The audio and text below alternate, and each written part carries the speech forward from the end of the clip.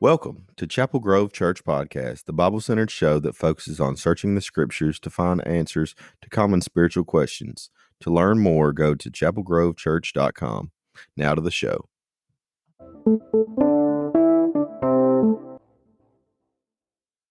Hey there, and welcome to Chapel Grove Church Podcast. I'm your host, Chan Dyer, and I'm really glad that you're joining me today. We've got an intriguing topic on the table: the devil's belief in God. At first glance, it might seem a bit unusual to think about the devil in this way, but there's actually a lot that we can learn from it.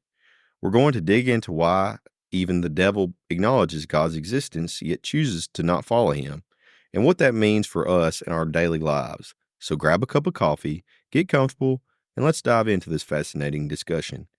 By the end of this episode, I hope you'll have some insight into the nature of belief and obedience and how it all plays into our spiritual journey. Let's get started. Let's start by unpacking the concept that the devil or Satan believes in God. To understand this, we need to recognize that Satan once was an angel created by God. He had direct knowledge of God's existence and was part of the divine order in heaven. The Bible gives us some insight into this situation. For instance, in James 2, verse 19 says, "You believe that there is one God. Good. Even the demons believe that and shudder." This verse highlights a crucial point. Belief in God's existence is not unique to humans, even demons acknowledge. But this belief is very different from saving faith or genuine relationship with God. It's one thing to intellectually recognize God's existence, but it's another to align oneself with His will and live according to His teachings. Satan's belief is more about acknowledging God's reality rather than embracing a relationship with Him.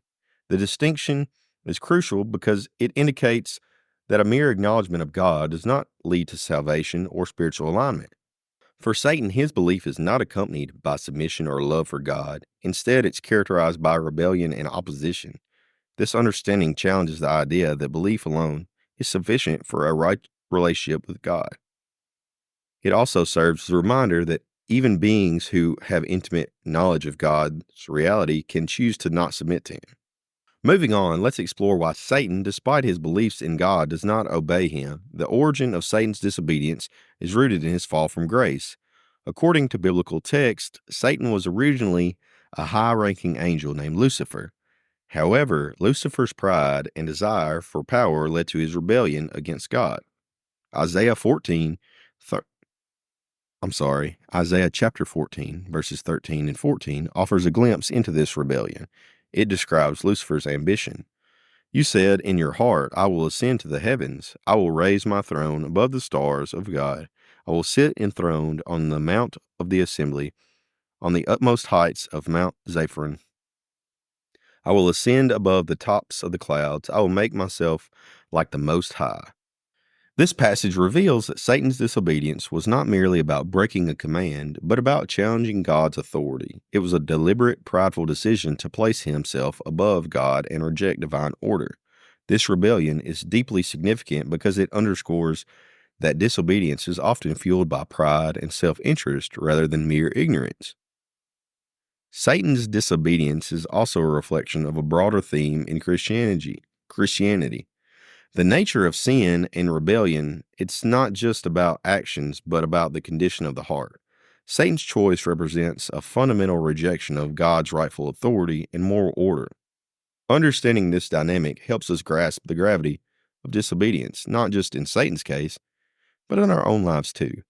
It's a reminder that the rebellion against God is not just about an individual's actions, but about a deeper, often more hidden attitude of the heart.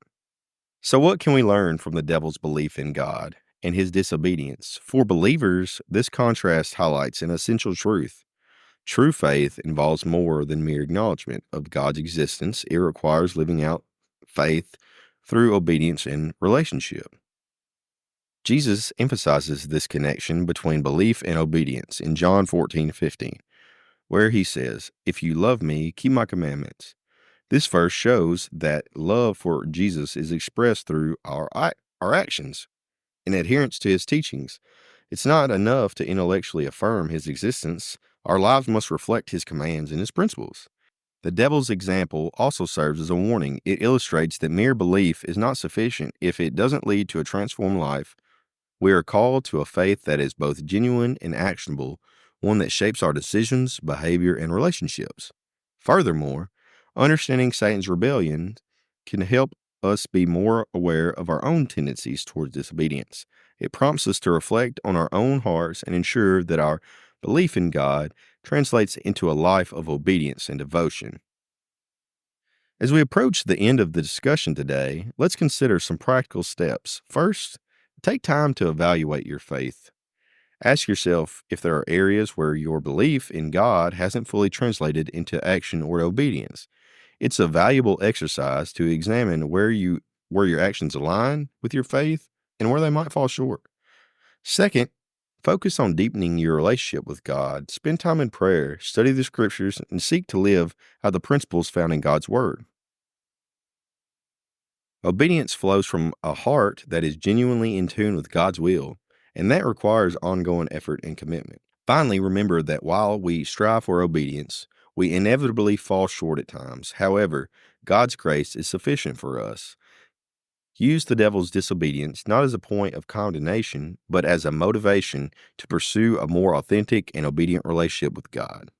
That wraps up today's episode of Chapel Grove Church Podcast. We've explored the intriguing idea that the devil believes in God, but does not obey him, and what this means for our own spiritual lives. I hope that you found this discussion enlightening and encouraging. If you enjoyed this week's episode, please consider subscribing, rating, and reviewing our podcast. And don't miss next week's episode where we'll dive into another compelling topic. Until then, continue seeking the truth and living out your faith. Thanks for listening and have a great day. Thanks for listening. If you enjoy the show, please give us a positive review to help continue to spread God's word. If you have any Bible questions and you would like to have them answered, please feel free to contact us on our chapelgrovechurch.com website. We also have a Facebook and an Instagram, so feel free to reach out, just send us a message. And until next time, we'll see you later. Have a good day.